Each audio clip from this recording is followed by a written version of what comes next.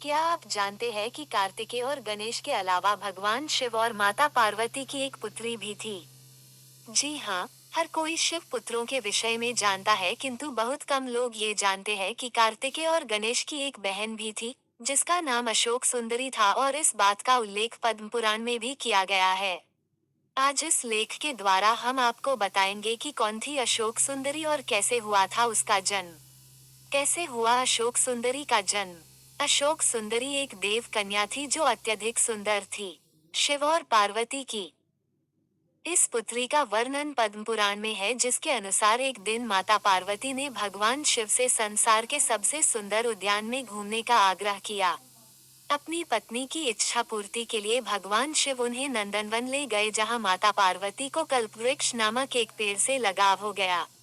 कल्पवृक्ष मनोकामनाएं पूर्ण करने वाला वृक्ष था, अतः माता उसे अपने साथ कैलाश ले आई और एक उद्यान में स्थापित किया।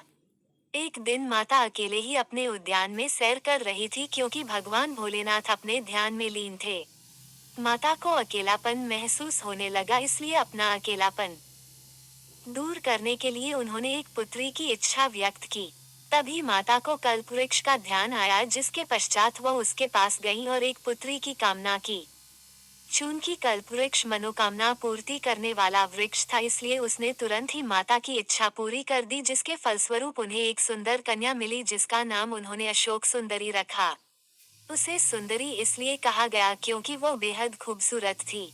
माता पार्वती अपनी पुत्री को प्राप्त कर बहुत ही प्रसन्न थी, इसलिए माता ने अशोक सुंदरी को यह वरदान दिया था कि उसका विवाह देवराज इंद्र जितने शक्तिशाली युवक से होगा। ऐसा माना जाता है कि अशोक सुंदरी का विवाह चंद्रवंशीय ययाति के पौत्र नहुष के साथ होना तय था।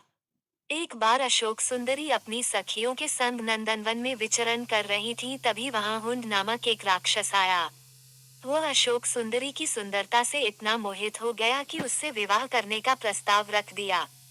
तब अशोक सुंदरी ने उसे भविष्य में उसके पूर्वनियत विवाह के संदर्भ में बताया। ये सुनकर हुंड क्रोधित हो उठा और उसने कहा कि वो नहुष का वध करके उससे विवाह करेगा। राक्षस की दृढ़ता देखकर अशोक सुंदरी ने उसे श्राप दिया कि उसकी मृत्यु उसके पति के हाथों ही होगी। तब उस दुष्ट राक्षस ने नहुष को ढूंढ निकाला और उसका अपहरण कर लिया। जिस समय हुंड ने नहुष को अगवा किया था, उस वक्त वह बालक थे। राक्षस की एक दासी ने किसी तरह राजकुमार को बचाया और ऋषि विशिष्ट के आश्रम ले आई, जहां उनका पालन पोषण हुआ। जब राजकुमार बड़े हुए तब उन्होंने हुंड का वध कर दिया, जिसके पश्चात माता पार्वती और भोलेनाथ के आशीर्वाद से उनका विवाह अशोक सुंदरी के साथ संपन्न हुआ। बाद में अशोक सुंदरी को ययाति जैसा वीर पुत्र और 100 रूपवान कन्याओं की प्राप्ति हुई। इंद्र के घमंड के कारण उसे श्राप मिला तथा जिससे उसका पतन हुआ। उसके अभाव में नहुष को अस्थायी रूप से उसकी गद्दी दे दी गई थी, जिसे बाद में इंद्रा ने पुनः ग्रहण कर लिया